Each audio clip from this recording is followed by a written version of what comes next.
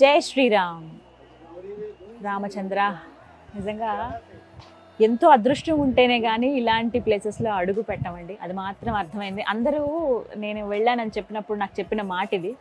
ఎందుకు ఈ మాట అన్నారా అని నేను ఇక్కడికి వచ్చి స్వామివారిని దర్శించుకున్న తర్వాత నాకు అర్థమైంది. Gautam neuro care brain stroke migraine fits brain and spine surgeries కి బెస్ట్ న్యూరో సర్జన్. ఎంతటి మహద్భాగ్యము అని. 500 సంవత్సరాల నిరీక్షణ ఇది. వేల మంది త్యాగం, అలాగే కోట్లాది మంది భారతీయుల చిరకాల స్వప్నం అయోధ్యలో రామ మందిర నిర్మాణం. టెంట్ కింద ఉండేవారు రామయ్య. అలాంటి రామయ్యకి ఒక మందిరం కావాలి, ఒక మందిరం నిర్మితం అవ్వాలి. ఇదందరం మనం గర్వంగా చెప్పుకోవాలి. మా అయోధ్య రాముడు అంటూ మనందరం గర్వంగా మాట్లాడుకోవాలని చెప్పి ఎన్నాళ్ళ నుంచో మనం కలగన్నాం. కానీ ఆ తరుణం కళ్ళ ముందు కనపడుతూ ఉంటే చాలా సంతోషం అనిపించింది. ఇక విగ్రహ ప్రతిష్టాపన ఎంత ఘనంగా జరిగిందో మన అందరికీ తెలిసిందే. ఇందులో భాగంగా మొదటి రోజు కేవలం విఐపీలు వీళ్ళు మాత్రమే దర్శనం చేసుకున్నారు. మోదీ గారి చేతుల మీదుగా విగ్రహ ప్రతిష్టాపన కార్యక్రమం జరిగింది. మనందరం లైవ్లో వీక్షించాం. ఇక్కడున్న మేము కూడా అదే పరిస్థితి. అయితే చాలామంది భక్తులు నిన్ననే వచ్చి ఉన్నారండి. ఇక్కడ దగ్గర దగ్గర ఒక 3-4 రోజుల నుంచి ఉన్నారు. ఎప్పుడైతే ప్రతిష్టాపన ఉంటుందని చెప్పారో అప్పుడే ముందుగానే రెడీగా ఉన్నారు, ఎప్పుడెప్పుడు చూద్దామని చెప్పి. మొదటి రోజు అవకాశం లేదు, కానీ రెండవ రోజు అంటే 23వ తారీఖున ఉదయం 6 గంటల నుంచి ప్రారంభించారండి తొలి దర్శనం. ఆ బంగారు తలుపులు తీసి ఆ విజువల్స్ కూడా ఇప్పటికే వైరల్ అయిపోయాయి చాలా. నేను అవి చూసినప్పుడే అనుకున్నా స్వామిని చూడబోతున్నాను అని. వాస్తవానికి చెప్పాలంటే ముందు రోజే చాలామంది, ఇంకొంతమంది మీడియా వాళ్ళకి కావచ్చు, వీళ్ళందరికీ కూడా దర్శన భాగ్యం కలిగింది, చేసుకున్నారు. అందులో భాగంగా మాకు అవకాశం వచ్చేలా ఉన్న నాకు ఒకటే అనిపించింది, సాధారణ భక్తులతో పాటు దర్శనం చేసుకుందాం. ఫ్రీ దర్శనమే. ఇంకొకటి, ఎలాంటి ఏర్పాట్లు ఉన్నాయి, అసలు సాధారణ భక్తులతో పాటుగా వెళ్తే స్వామివారిని ఎలా దర్శించుకోవచ్చు, అందరితో పాటు నేను వెళదామని నాకు అనిపించింది. మా టీం అందరికి కూడా నేను అదే చెప్పాను, అందరితో పాటే వెళ్దామంటే వాళ్ళు నాతో పాటు యాక్సెప్ట్ చేశారు. సో మేము ముందు రోజు కాకుండా రెండవ రోజు అంటే 23వ తారీఖున వెళ్ళాం. ఉదయం నుంచి చూసాం, చాలా రష్ ఉంది. ఇసుక వేస్తే రాలనంత మంది భక్తజనం ఉన్నారండి. అయోధ్య వీధులన్నీ కూడా శ్రీరామ శ్రీరామ అని మారుమోగిపోతున్నాయి. ఇందులో భాగంగా నాకు అనిపించింది కష్టమేమో ఇవాళ రోజున. సరే పర్వాలేదు, దర్శన భాగ్యం కలగాలి. ఇంకా వచ్చిన మొదటి రోజే హనుమాన్ గర్హి టెంపుల్కి వెళ్ళాను. అక్కడ ఒక స్టోరీ చేసాం ఆలయానికి సంబంధించి. అక్కడ స్వామివారిని దర్శనం చేసుకున్నాను. అక్కడ కూడా చాలాసేపు వేచి చూసి రాత్రి 11 గంటలకు నాకు దర్శనం అయింది, నైట్ 11 o'clockకి. అప్పుడు దర్శనం చేసుకున్నప్పుడు ఒకటే అనుకున్నాను, హనుమయ్య రామయ్య దర్శనం మాకు కలగాలి, ఆ భాగ్యం దక్కించు. ముందుగా నీ పర్మిషనే మేము తీసుకోవాలి కాబట్టి నీ పర్మిషనే తీసుకుంటున్నావు అని అడిగాను. ఆయన నా కోరికను మన్నించారు, ఆ రామయ్య దర్శనాన్ని ఇప్పించారు. అలా ముందు రోజు నేను ఆల్రెడీ దర్శనం చేసుకున్నాను కాబట్టి డైరెక్ట్గా ఇంకా వచ్చేసాము. ఇక్కడ ఆలయ ప్రాంగణం దగ్గరికి వచ్చాము. రామ్ పథ్ అలాగే జన్మభూమి పథ్ అని 2 మార్గాలు ఉన్నాయి. సో అందులో భాగంగానే వచ్చాను. ఎంత ఘోరమైన జనం ఉన్నారంటే, అసలు అంటే వీళ్ళు ఎన్నాళ్ళ నుంచి వెయిట్ చేస్తున్నారో, వాళ్ళ తపన వాళ్ళ తాపత్రయం రాముడిని చూద్దామన్న వాళ్ళ కోరిక కనిపించింది వాళ్ళ కళ్ళల్లో. కానీ స్టార్టింగే కాస్త భయాందోళన కూడా కలిగింది. ఎందుకు అనంటే ఎంత తోసుకుంటున్నారంటే, అసలు ఇంకా ఆలయం మూసేస్తారేమో నెక్స్ట్ అన్నట్టుగా, క్లోజింగ్ టైం ఏమో, మనం ఎంత రష్ అయ్యి వెళ్తాము అలా వెళ్ళారు. అది కాస్త భయం వేసిందని చెప్పుకోవాలి. ఎందుకు ఇంత హడావిడి పడుతున్నారని చెప్పి. ఇంకో పక్క కంట్రోలింగ్ కూడా చూస్తున్నాం కదా. అంటే రాష్ట్ర ప్రభుత్వం నుంచి, యూపీ నుంచి ఇంకా కాస్త కట్టుదిట్టంగా చేసుంటే, ఒకటే ఒక మార్గం, క్యూ లైన్లు అనేవి ఒక్క మనిషి పట్టినంతగా క్యూ లైన్లు అనేవి ఏర్పాటు చేసుంటే మేబీ ఏమైనా కాస్త కంట్రోల్ అయ్యేదేమో అని అనిపించింది. కానీ భక్త సముద్రం అంటారు కదా, అలా పోటెత్తారండి అయోధ్యకి మొత్తం రామయ్యను చూడడానికి. ఒకసారి స్టార్టింగ్ దగ్గర నుంచి మీకు విజువల్స్లో కూడా నేను చూపిస్తాను చూడండి. రాంపద్ ఏరియా, అక్కడ స్టార్టింగ్ వీళ్ళకి ఎంట్రెన్స్ అనమాట. హనుమాన్ గర్హి నుంచి స్వామివారిని ఆంజనేయ స్వామిని దర్శనం చేసుకుని అలా ముందుకు వస్తే రాంపద్ నుంచి లోపలికి ఎలా చేస్తారు. రోడ్ నెంబర్ 1 లాగా, అది టోకెన్ 1 అనమాట. అక్కడ సెక్యూరిటీ చెకింగ్, బ్యాగేజ్లు అక్కడ ఉంచేయచ్చు. లాకర్లో ఫ్రీ సర్వీస్ అయినప్పటికీ బ్యాగ్స్ పెట్టుకోవడానికి కూడా ప్లేస్ లేదు, ఎంత పెద్దమైనా కూడా. అలాగే అక్కడి నుంచి దాటుకుని అలా ముందుకు వచ్చిన తర్వాత జస్ట్ బ్యారికేడ్స్ ఇంకా ఏర్పాటు చేయలేదు. మొదటి రోజు కదా, ఎవరికైనా కష్టమే అవుతుంది. అంటే ముందుగా అంత ప్లానింగ్ కాకపోయినా మొదటి రోజు కాబట్టి ఇబ్బంది అయింది. బ్యారికేడ్స్ కూడా లేవు, జస్ట్ తాళ్లతోటి అదనపు బలగాలు కూడా వచ్చారు. వాళ్ళు ఇలా సెక్యూర్ చేస్తున్నారు అంతే. ఎంత నాపుతారు వాళ్ళైనా. మొత్తం ఎక్కువగా జనాలందరూ వచ్చేసి మధ్యలో చిన్నపిల్లలు, ముసలి వాళ్ళు అసలు ఎంత తాపత్రయపడ్డారు. కాళ్ళు మోకాళ్ళు కొట్టుకుపోయి కొంతమంది కళ్ళు తిరిగి పడిపోయి కొంతమంది తప్పిపోయి పిల్లల కింద పడిపోయి వాళ్ళ చేతులు కాళ్ళు ఇట్లా విరిగిపోయి పాపం నిజంగా బాధ అనిపించింది. రామయ్య ఎందుకయ్యే ఇంత కష్టం నిన్ను చూడడానికి వచ్చినప్పుడు అని వాళ్ళు అలా ఏడుస్తుంటే కళ్ళమ్మటి నీళ్లు పెట్టుకున్నారు చాలా మంది కూడా. వాళ్ళతో మాట్లాడి కొంతసేపు అక్కడ వీడియో చేసి ఇది నాకు అనిపించింది, లేదు వెళ్దాం దర్శనానికి అనుకున్నాము, దర్శనానికి ఎలా అయినా వెళ్దాం అనుకున్నాను. ఇంకా స్టార్ట్ అయ్యాను. ఇంతలోపు వేరే వాళ్ళు ఫోన్ చేసి ఇట్లా వేరే వాళ్ళని అడిగితే మిమ్మల్ని పంపిస్తారు వెళ్ళండి అన్నారు. ఇలాగే వెళ్దామని నేను నిర్ణయించుకున్నాను. రామయ్య ఇలాగే పిలిచాడు, అందరితో పాటు నేను అనుకుని స్టార్ట్ అయ్యాం. నేను నా టీం మెంబర్లో ఒక్క పర్సన్ ఇద్దరం మాత్రమే వెళ్ళాము.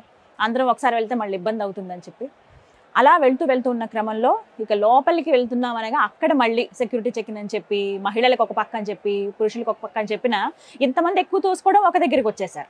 సరే అక్కడ కొంత ఆగాం. అక్కడ దగ్గర ఒక పావు గంట ఆపారు. మళ్ళీ ఆ తర్వాత ఇంకా ఆలయ ప్రాంగణంలోకి ఒక 10 అడుగుల దూరంలో ఉన్నాము అనగా అక్కడ అందరినీ ఆపుతున్నారు.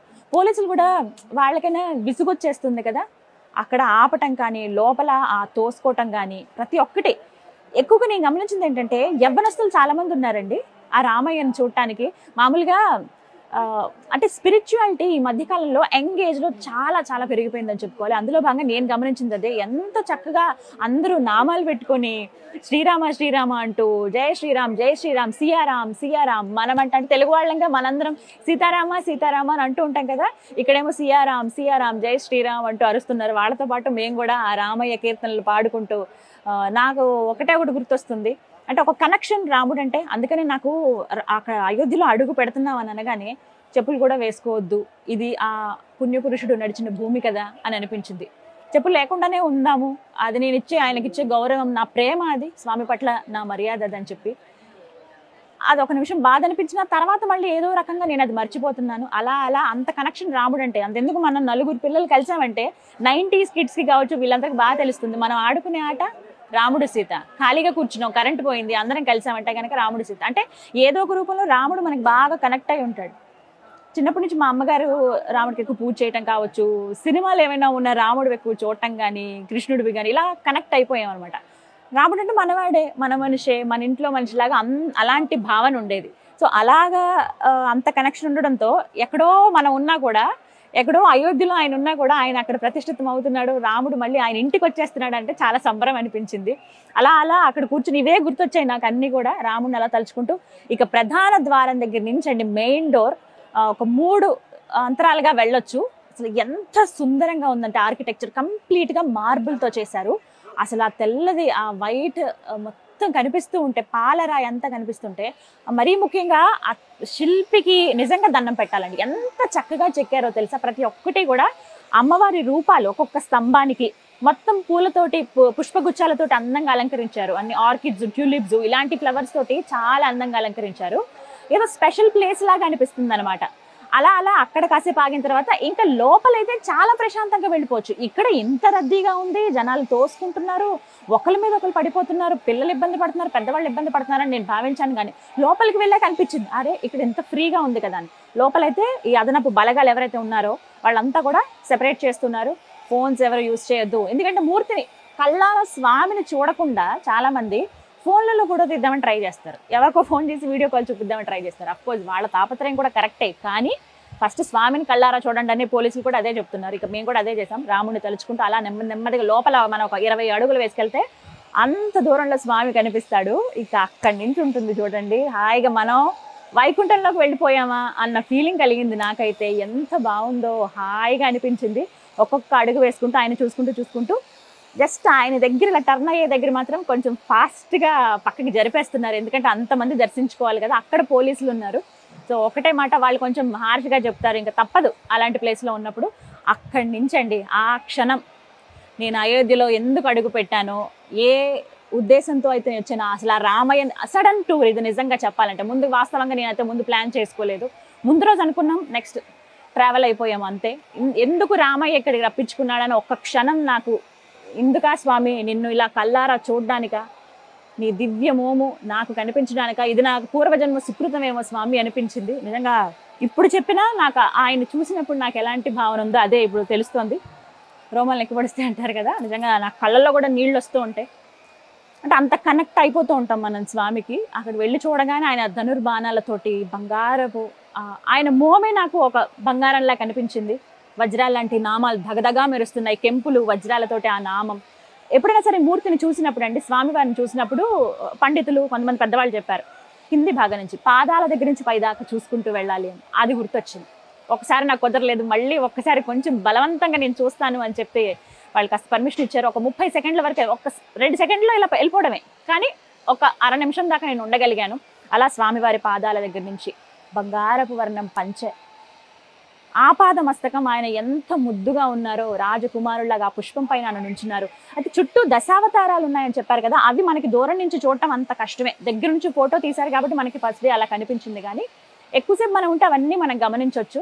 దశావతారాలు అటువైపు 5 ఇటువైపు 5, ఆంజనేయ స్వామి, గరుత్మంతుడు, అలాగే పైన ఆయన సూర్యవంశానికి చెందినవాడు కదా సూర్యుడు, అలాగే అంటే నాగపాము, ఆదిశేషుడు, ఇలా అన్నీ అమర్చారు. ఎంత సుందరంగా ఉన్నారో. ఇంకా ఆయన రూపం చూస్తే అవన్నీ ఏం కనిపించవు అనమాట.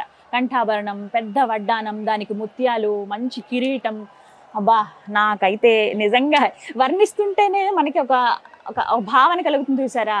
అంటే ఆతృతగా చెప్తూ ఉంటాం ఇలా ఉన్నారు స్వామి అని, ఆ భావన కలుగుతుంది. నిజంగా చాలా చాలా బాగుంది. చూసిన 30 సెకండ్లు 40 సెకండ్లు చక్కగా చూశాను. చల్లగా ఇంకా ఏమీ అడగాలనిపించలే స్వామివారిని అంతసేపు చూసిన తర్వాత. అలా నెమ్మదిగా ఇంకా బయటకు వచ్చేయటమే. వస్తూ ఉన్నప్పుడు మనం ఆ టెంపుల్ అంతా కూడా చూడొచ్చు. లోపలైతే ఆర్కిటెక్చర్ నా భూతో నా భవిష్యత్ అంత అద్భుతంగా ఉందండి. అంటే మనం ఎంత ప్రెస్టీజియస్గా కట్టుకున్నాము ఈ రామాలయం, ఎంతమంది విరాళాలు ఇచ్చారు స్వామివారి ఆలయానికి, ఇన్ని కోట్లు పెట్టి కడుతున్నారని రకరకాలుగా మాట్లాడినా, ఇంతమందికి మా వంతుగా మా సహాయం, మా వంతుగా మేము మా రామయ్య గుడి మేము కట్టుకుంటామని ఎంతమంది విరాళాలు ఇచ్చారు. వాటన్నిటితో కట్టిన ఆలయం అది. ఇక్కడి నుంచి కనిపిస్తుంది చూడండి. నిజం, వాస్తవానికి చెప్పాలంటే నాకు మళ్ళీ వెళ్ళాలని ఉంది, కానీ అలా అంటే మిగతా వాళ్ళకు కూడా అవకాశం ఇవ్వాలి కదా. మళ్ళీ సార్ ఖచ్చితంగా వస్తాను. ఇంకొకటి, మనకి ట్రస్ట్ కూడా అనౌన్స్ చేశారు, ట్రస్ట్ తరపు నుంచి ఒక స్టేట్కి ఇన్ని రోజులని ప్రత్యేకంగా ఇస్తాం, అన్ని సౌకర్యాలతో మీరు స్వామివారిని చూడొచ్చండి అని చెప్పారు. మళ్ళీ అవకాశం ఉంటే ఆ రామయ్య మళ్ళీ పిలిస్తే ఖచ్చితంగా వస్తాను. ఇంకొకటి ఏంటంటే, నిర్మాణం కూడా అదే విధంగా చేశారు. సూర్యకిరణాలు స్వామివారి మీద పడేటట్టుగా, అది కూడా శ్రీరామ నవమి రోజున. సో వాటికి అది మనకు అంత దూరం నుంచి కనిపించదు. ఒక్కసారి మూర్తి అలా మధ్యలో ఆయన నుంచునుంటారు. చుట్టూ చాలా దగ్గర ఒక 20-30 మంది పట్టేంత ప్లేస్ ఉంటుంది. మొత్తం లోపలంతా దగదగా మెరుస్తూ ఉంటుంది తెల్లగా. చాలా అందంగా ఉంది. అంటే ముత్యపు రంగులో కనపడుతుంది అనమాట మొత్తం. అంటే స్వామి మాత్రం అలా కృష్ణశిల నలుపు రంగులో స్వామి బంగారు ఆభరణాలు, వజ్రాల ఆభరణాలు వేసుకుని, వజ్రాలు అలాగే స్వర్ణ మణిమయ రత్నం అని అంటారు కదా, అలాంటి వాటన్నిటిని ధరించారు ఆ మూర్తి. ఆయనకేం తక్కువ, ఆయనకి ఏమన్నా లోట, అన్నీ ఆయనే సమకూర్చుకుంటారు. మొత్తం మీద ఆయన్ని మళ్ళీ చూడాలని ఉన్నా అందరికీ అవకాశం ఇవ్వాలి. మనం అలా పదే వెళ్ళకూడదు. నేను చాలా మందిని గమనించాను, 2వ సారి వస్తున్నానండి, 3వ సారి వస్తున్నానండి అని చెప్తున్నారు. 12 గంటలకే 6ంటికి వెళ్ళి దర్శనం చేసుకున్నారు, 9ంటికి దర్శనం చేసుకున్నారు, మళ్ళీ ఇప్పుడు 12 గంటలకు వెళ్తున్నారు. అంటే ఒకటి అర్థం చేసుకోవాలి, భక్తులు కూడా కాస్త సంయమనం పాటిస్తే బాగుండేది. ఒకేసారి తోసుకుంటూ వెళ్ళిపోవడం, 3 సార్లు మళ్ళీ రావడం దర్శనానికి. అలాగే ఇంకొకటి, రాష్ట్ర ప్రభుత్వం కూడా కొంచెం క్యూ లైన్లు అనేవి కరెక్ట్గా ఏర్పాటు చేసి ఉంటే ఎంతమంది వస్తారని ఊహించకుండా ఉండరండి. ఎందుకంటే ఇది మన ఖ్యాతి, మన భారతీయులందరూ ఎప్పటి నుంచో కోరుకున్నది కాబట్టి ఆబ్వియస్గా వస్తారు. సో అక్కడ కొద్దిగా క్యూ లైన్స్ ఒక్కటే ఏర్పాటు చేసి ఉంటే, పురుషులకని ఇటు మహిళలకని పెద్దవాళ్ళకని ఇలా కొంచెం ఏర్పాటు చేసి ఉంటే బాగుండేది. అయితే అవి కూడా ఏర్పాటు అవుతాయి, ఇంకొద్ది రోజులు సమయం అయితే పడుతుంది. స్టార్టింగే కదా, అన్ని మనకు సౌకర్యాలు కావాలంటే కుదరదు. అది కూడా అనిపించింది నాకు. ప్రభుత్వం తరపు నుంచి అలాగే ట్రస్ట్ తరపు నుంచి చెప్తుంది ఒకటే, మేము నెమ్మదిగా అన్ని ఏర్పాట్లు చేస్తాం, కొంచెం భక్తులు సమయం పాటించి నెమ్మదిగా వెళ్ళండి, స్వామివారి దర్శనం జరుగుతుందని. అలాగే అయింది. లోపలికి వెళ్ళాక మాత్రం ప్రశాంతంగా దర్శనం చేసుకోండి. ఇంకొకటి, టైం దగ్గర 4 అవుతోంది, 3 దాటింది. చలి గజగజ వణుకుతున్నామండి. ఇక్కడ వాతావరణం అయితే అలా ఉందన్నమాట. ఎంత చలి అంటే 7 డిగ్రీలు ఉంది. సో ఇక్కడ నుంచి స్వామిని చూడొచ్చు. ఇదంతా టెంపులే మనకు కనిపిస్తుంది కదా. సో ఎంట్రన్స్ ఇది. ఇక్కడ కాసేపు వెయిట్ చేపిస్తున్నారు. ఆ తర్వాత లోపలికి ఏదైతే పుష్పాలతో అలంకరించారో అది మెయిన్ ఎంట్రన్స్ అనమాట టెంపుల్కి.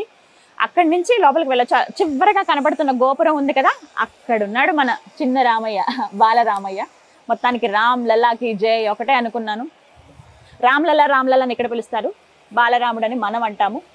శ్రీరాఘవం దశరథాత్మజం అప్రమేయం, ఇది నాకు వచ్చు. నేను అదే స్మరించుకున్నాను, ఆయన అలాగే కీర్తించుకున్నాను. మళ్ళీ ఆయన దర్శన భాగ్యం కలగాలని మనసారా కోరుకున్నాను. అందరూ మంచిగా ఉండాలయ్యా, నీ ఇంటికి నువ్వు వచ్చావు, చక్కగా అందరూ వచ్చిన వాళ్ళందరూ ఇళ్ళకి కూడా అందరినీ క్షేమంగా చేర్చు అని అనుకున్నాను.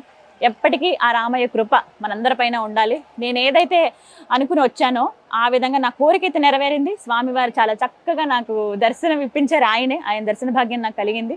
అలాగే చాలామంది నా టీం కూడా చాలా కష్టపడ్డారనే చెప్పుకోవాలి. బట్ అందరం మొత్తానికి దర్శనం చేసుకోగలిగాము. ఎంతటి అదృష్టమో కదా ఆ స్వామివారిని అలా చూడటం అనేది. అలా స్వామివారిని చూసిన తర్వాత ఎగ్జిట్ కూడా చాలా చాలా స్పెషల్ రూట్ అని చెప్పుకోవాలి. అంటే కలవకుండా ఇదొక్కటైతే చాలా మంచి పని చేశారండి. ఏదైతే ఎంట్రన్స్ ఉందో అలాగే ఎగ్జిట్ కూడా ఇంకొక వైపు నుంచి పెట్టారు. కాకపోతే కొంచెం ఎక్కువ నడవాల్సి ఉంటుంది, చుట్టూ ప్రదక్షిణ చేసినట్టుగా అనిపిస్తుంది అనమాట మనకి స్వామివారి దగ్గరికి వెళ్ళినప్పుడు.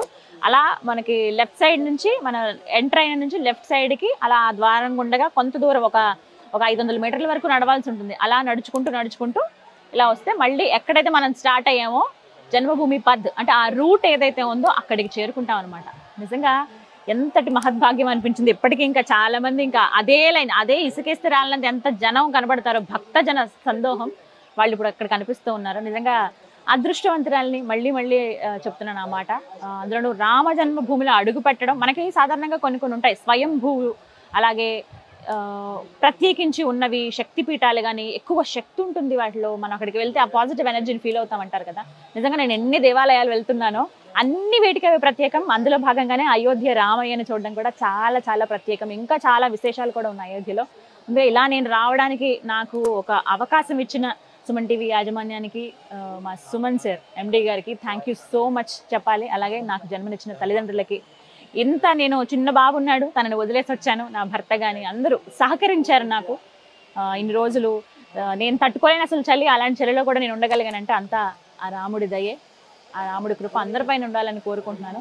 మొత్తం మీద అన్ని అరేంజ్మెంట్స్ అన్నీ కూడా బాగున్నాయి. ఇంకా కొంచెం డేస్ గడుస్తున్న కొద్దీ డెవలప్మెంట్ జరుగుతుంది. 1 yearలో పూర్తిగా మారిపోతుంది. రామరాజ్యం ఏ విధంగా ఉండేదో సస్యశ్యామలంగా అన్ని సదుపాయాలతో, అదే విధంగా ఈ రామ జన్మభూమిని కూడా మేము తయారు చేస్తామని చెప్పి యూపీ గవర్నమెంట్ చెప్పింది. ఆల్రెడీ ట్రస్ట్ ప్రధానంగా చెబుతూ ఉంది. అది జరగాలని, ఆ రామయ్య కృప అందరిపైన ఉండాలని కోరుకుందాం. సో మొత్తానికి అయ్యింది. ఇంకా కొన్ని ప్లేసెస్ చూడడానికి ఉండొచ్చు, కానీ ఇంకా కొన్ని షూట్స్ ఉన్నాయి, ఇంకా వెళ్ళిపోవాలి. మళ్ళీ దర్శన భాగ్యం కలిగితే ఆ స్వామి అనుగ్రహిస్తే తప్పకుండా వస్తాను. జై శ్రీరామ్.